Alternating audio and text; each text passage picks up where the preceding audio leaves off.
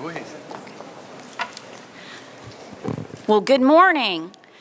I am Nanette Edwards, and I'm the Executive Director for the South Carolina Office of Regulatory Staff. And first off, just let me say I'm happy to have everyone here today to provide you an update on the great progress that is being made to provide internet service to all of South Carolina.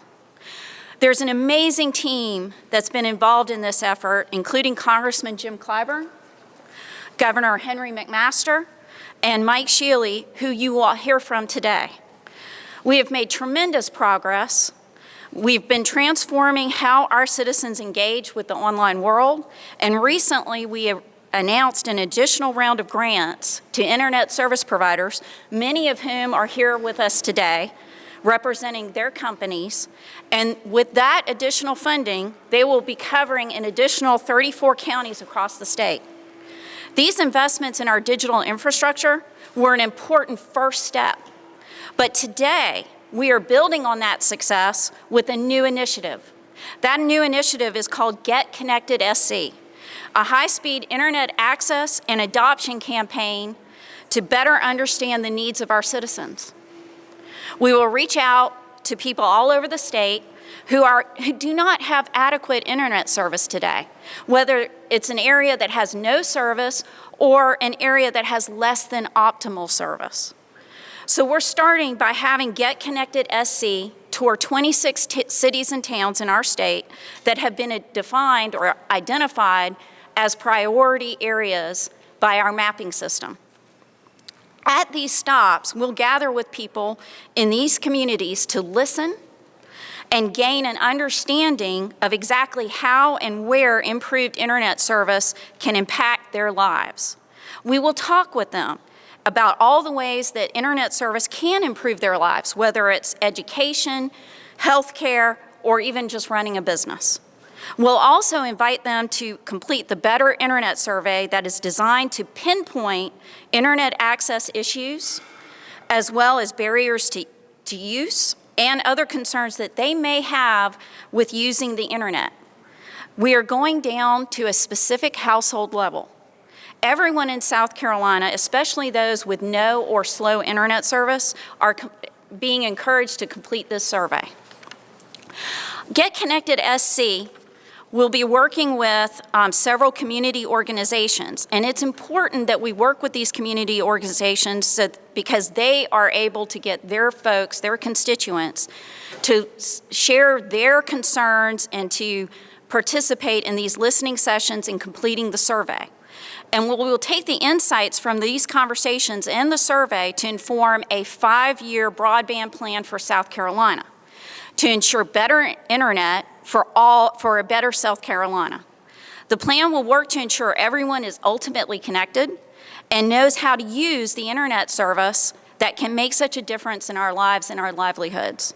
This 5-year plan will outline how South Carolina will use these additional federal funds that will be made available to the state over the next 5 years to support digital equity programs as well as any additional infrastructure needs.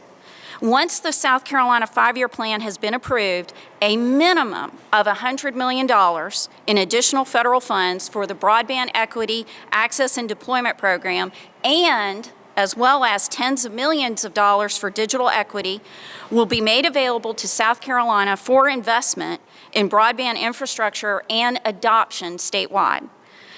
I want to take a moment. This is really a team effort, and over the past 12 to 24 months, many of the state agencies here and those that could not be present, they have been working with our office to expand broadband service in our state. And it is only with the assistance of these other state agencies that we could have moved this far, this fast. This is truly a team effort. I also want to extend a warm thank you and welcome to our representative from NTIA, that's the National Telecommunications Information Administration, Mr. Chad Chadwick. Thank you for being here. Governor, I turn it over to you. Thank you, ma'am. Thank you, Nanette. Thank you. Y'all, this is a very happy day. We all have dreams, and this is like a dream come true. with what we have begun and what we will complete, we will be opening the door to opportunity to every person, every child in our state.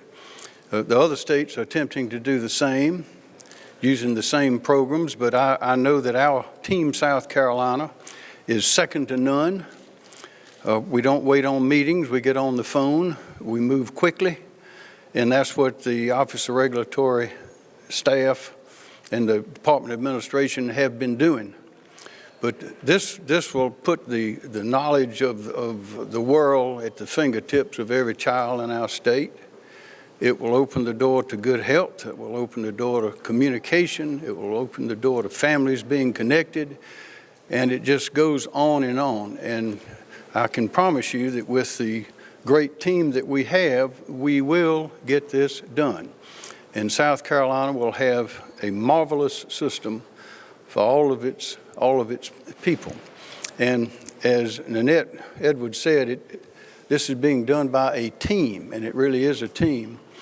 And probably the most notable member on the scene is our own Jim Clyburn, without whose work this would not have been possible. He's been with it all the way, started years ago, and now it's coming true. So, Congressman, we thank you. We thank everyone that's been involved. And we got a long way to go and a short time to get there, but we're going to get it done. Congressman? Thank you. Thank you. Thank you. Thank you. Thank you very, very much, and thank you, Governor, for being so kind with your presentation here today and your introduction, or hopefully presentation of me here today. I was thinking as we watched the video on GetConnectedSC, I was particularly impressed by two things. The first one is when I published my memoir back in 2015, at the very first book signing, the governor and his lovely wife came and spent the evening with me and my late wife, Emily. And the title of that book is called Blessed Experiences. And I say in the introduction to the book that all of my experiences have not been pleasant, but I've considered all of them to be blessings. And one of those experiences that I've been blessed with came to mind as we watched that video, Governor. My late wife, who passed away 3.5 years ago, had a 30-year battle with diabetes. Her father was diabetic. When he passed away, he was a double amputee. She grew up in rural Berkeley County.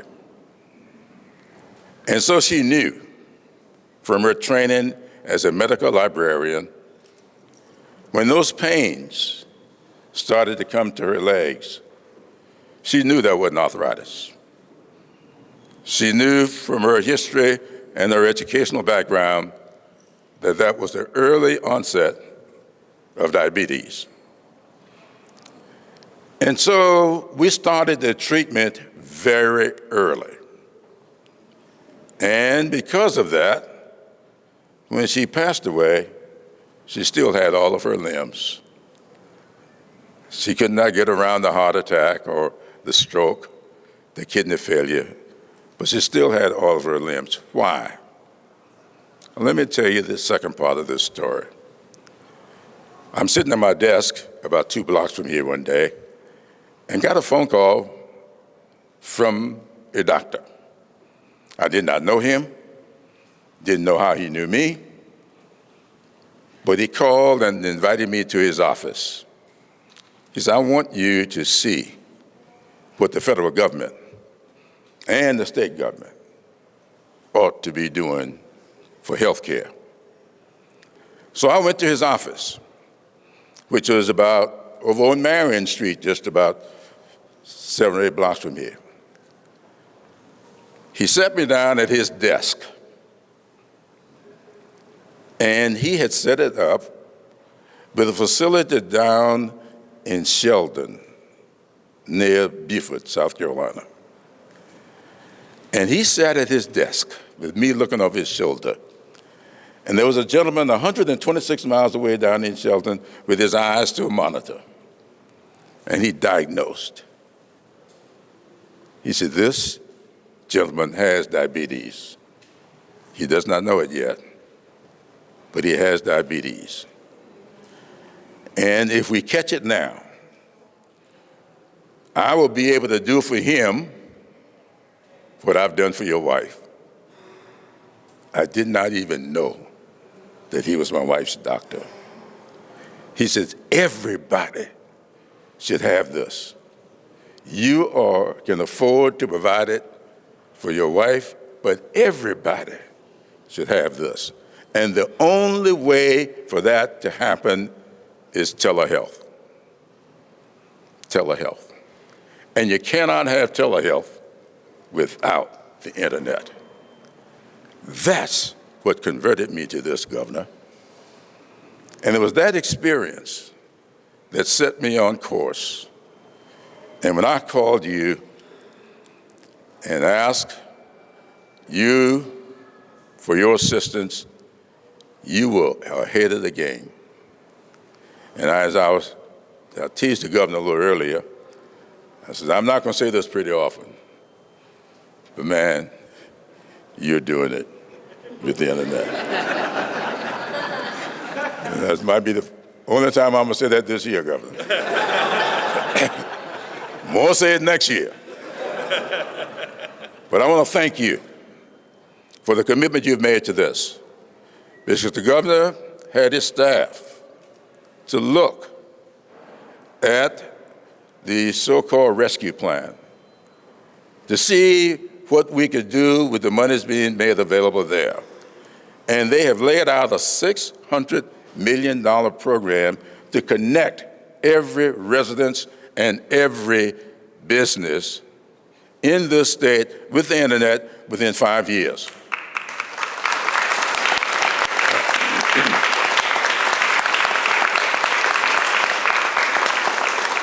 Now that means our children can get connected to their educational pursuits. That means our senior citizens can get connected to their healthcare needs. That means our businesses can be more effective with on-time deliveries for their profits. That means that South Carolina will be a trailblazer in a field that's very, very important. And so Get Connected South Carolina is a very, very important endeavor. And I have talked to Mr. Costa this morning. She is going to use her office, Governor, the Office of Minority Affairs, to help us get connected to everybody. And just so you know, we are very good friends, though we ran against each other about 30 years ago. I love her, and I really appreciate her and thank her for the work they're getting done in this field. This is so important.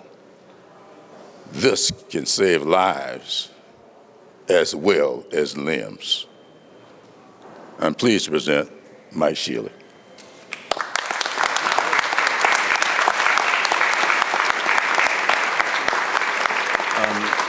Thank you, Congressman, and thank you, Governor.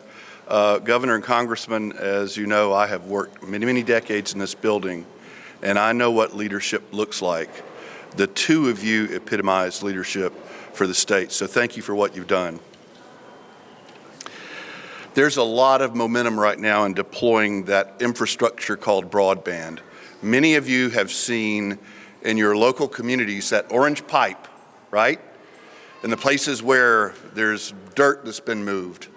That's very important. That's a large part of why we are here today, because the deployment continues to reach to every corner of the state of South Carolina. But there's a simple concept here. You can have that orange pipe near your house, but if you can't afford a subscription and you don't have a device, and you don't know how to use that device, the orange pipe is just an object in your front yard.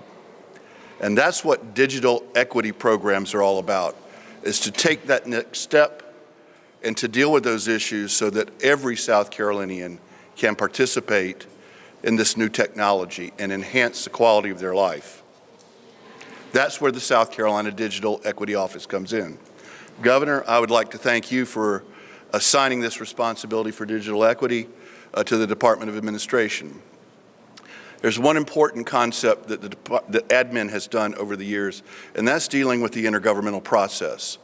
And it deals then with working for people and with people at the local level, with our counties, with our municipalities, with our special purpose districts, with not-for-profit organizations, and also with the regional councils of government. And that's what we do well. I know that we're adding value to this great team as we work in lockstep with the broadband office. We are one, and we're working together for the people of the state. Our agency is going to benefit greatly from the GetConnectedSC tour and the Better Internet Survey. That is how we are reaching out to our communities. We look forward to shaping the next 5-year plan so that we can truly transform the great state of South Carolina. Thank you. Thank you, Mike. Does anyone have a question? Questions? Joe Bustos. How much, yeah, I think Jim knows this question. So Come on, Jim. how many people are without internet access right now, broadband access right now? So good morning, Joe, and good morning, everybody. Thank you, Governor, Congressman Clyburn, for helping us out. My name is Jim Stritzinger. I'm the director of the South Carolina Broadband Office. I'm pleased to be muscling up with my friend Mike Shealy at administration. The question is, how many people are lacking internet access? So we just published our maps, a brand new set of maps on February 3rd, so I encourage everybody to go out and take a look. Where roughly about 137,000 homes remain to be served as of today, and that equates to, and then based on the investments, we think we can get the number down when the construction completes under 74,000 homes. So we've made incredible progress in the last, really since the broadband opened in July 2021. When are those 130,000 or 37,000 expected to be added to the system? They already have. So, let me take that back. We are making investments. So the purpose of the broadband office is to make investments in infrastructure, and then construction happens after we make investments. So I should start by thanking all of our ISPs in the room, because we don't connect a single home. The purpose of the broadband office is to make an infrastructure investment, and then they connect the houses and bring it to life. But so when we make an investment, it takes about 2 years for that to go through. So we have investments we still need to make for about 74,000 homes. That's what's left. And we're going to hope to get that done as quickly as possible. So the 74, they don't have the orange pipe in front of their house? That's correct. It was said that places with less than optimal access are being prioritized. What defines less than optimal broadband access? Sure. So there's a technical definition. There's called underserved homes and unserved homes. So the technical definition is less than 100 megabits per second down, 20 megabits per second up. The unserved is defined as less than 25 megabits per second down, 3 meg up. And we are, working very hard to lift up. One of the beautiful things about the federal programs is at first we connect everybody that's less than 25.3. But then we get to shift gears, I like to say, into second gear, and then we need to get to bring people that have kind of marginal service. We get to lift them up to 120 so that everybody meets that new threshold. Yep. What's the aid that people can get to get connected? How much money can they get? Fabulous question. There's a federal program called the Affordable Connectivity Program. And one of the main purposes of the GetConnectedSC campaign is to encourage residents to sign up. So we're at about a 30% participation rate right now with the Affordable Connectivity Program. There's an opportunity for about 500,000 homes to sign up for that. So one of the big purposes is to get people signed up. That provides a $30 per month subsidy so a family can afford internet in their house. And also the Native American populations can get a subsidy of $75 a month for their homes. So it's a really nice opportunity. There's also a one-time $100 subsidy to purchase a device that's included in the Affordable Connectivity Program. Is that a computer or a cell phone? Yes, correct. How will this affect schools or just residents? So the school buildings themselves, the physical school buildings, are connected with what are known E-rate funds. And so we don't really focus on the schools. Actually, the Department of Administration has a team that focuses on making sure each physical school building is lifted up. So we're focused specifically on what are known as broadband serviceable locations, which are really homes and businesses and also community anchor institutions, importantly. We're trying to lift them up. A lot of them provide after-school daycare services, and we're trying to make sure that they all have extremely high quality so that they can support kids after school, and also other things that they do on their normal days. More questions? Any more questions? Well, great. We'll wrap it up here. I just want to say a special thank you to, again, to all the state agency directors. I can tell you when we ask for data, it happens. Again, Governor, Congressman, thank you so much. My boss, Nanette Edwards, it's fantastic. The ISPs that connect the homes every day, thank you for what you do. You don't get thanked enough, but I want to make sure we do that. And I also have to close by thanking my team. It's been commented over and over again. I will brag. I think South Carolina has the best broadband team in the United States right now. The results we're getting are great. And now to have Department of Administration helping us out, it's wonderful. So thanks so much for my team. I see the faces in the crowd. In fact, I'm going to have them all raise their hands so you can all track them down. Everybody on the broadband team, please raise your hand and say hi.